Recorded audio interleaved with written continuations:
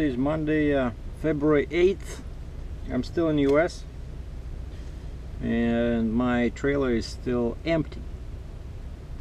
I got up this morning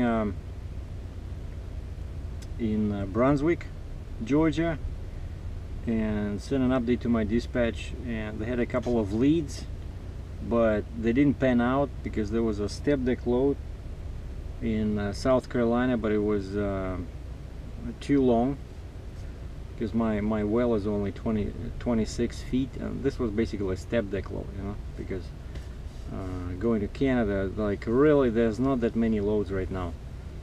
And I was checking the Landstar free load board, the public load board myself, and there was a load posted from Florida, like a lowboy load from Florida all the way to Canada. And I called them thinking, you know, just get more information before I pass it over to my dispatch. And some lady picks up the phone and she says it's a 130,000 pound load, so 130,000 pounds, which is definitely too heavy for me. So you would need about 10 axles minimum for that one. So, and the weather has been getting worse. This morning it was pretty warm, plus 15 Celsius, 50 F. And a friend of mine called me from Ontario.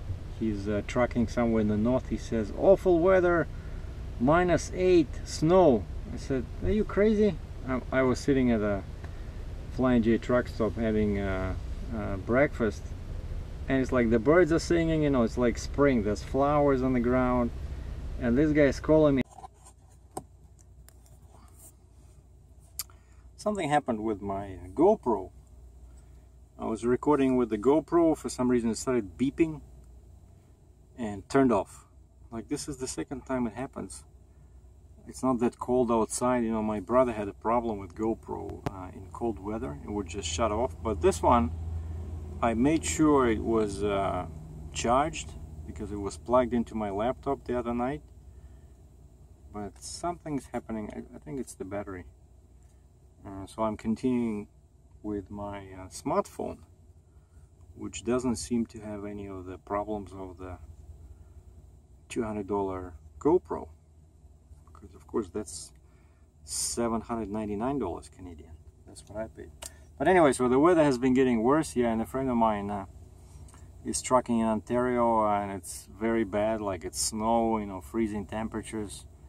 And I talked to people over here, and now I'm near Savannah, and went to this waffle place, and I said, how was the weather here? And she says it's gonna be, it was okay past few days, but this week they said it's gonna be pretty bad.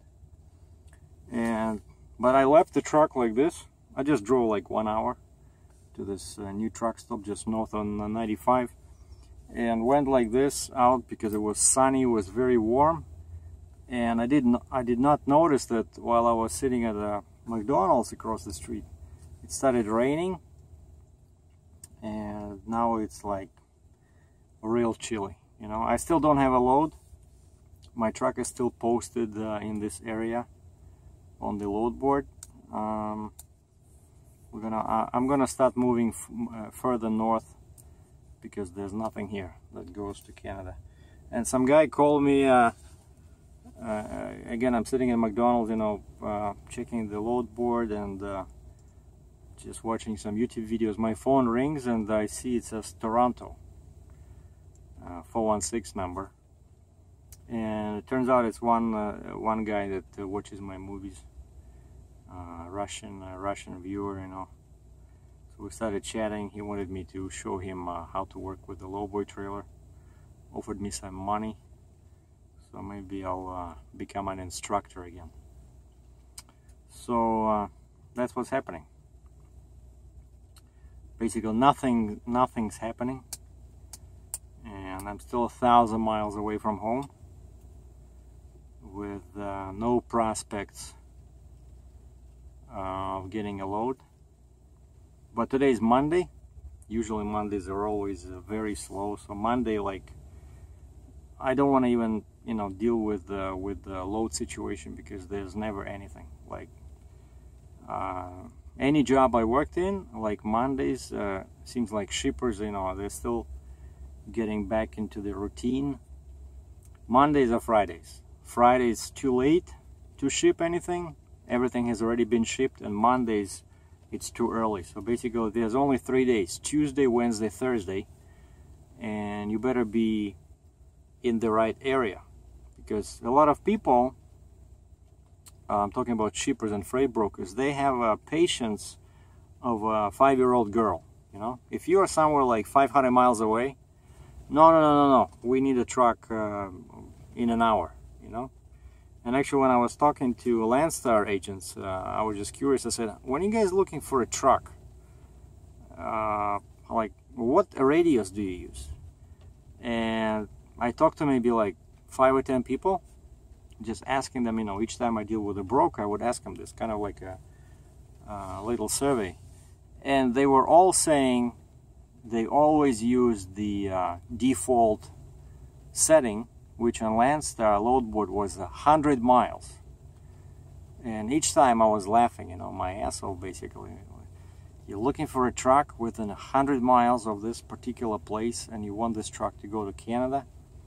And turns out, yeah, when they deal with US to US loads, like inside US, that was sufficient. You know, they were always looking, they didn't want to wait like 5 hours for a truck to arrive, you know. And that's the problem for me, because I have no idea where the loads will be, right? So I have to be closer to the area, but something is telling me that for my particular situation, it'll be either Midwest or kind of like Virginia, you know, Carolina, or maybe North Carolina, maybe Ohio, Pennsylvania. So I want to be closer to that area.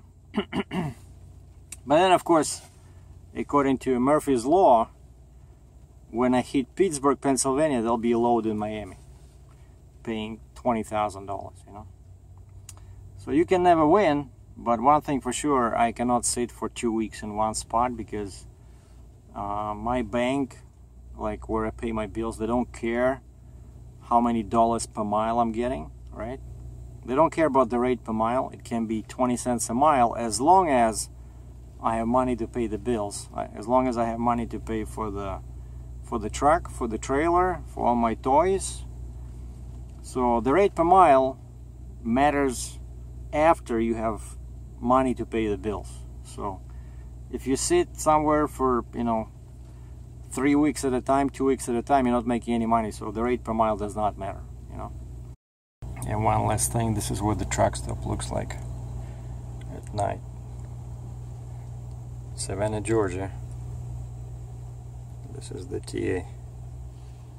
As you can see, it's raining, and even though it's Monday, but there's hardly any trucks at the truck stop.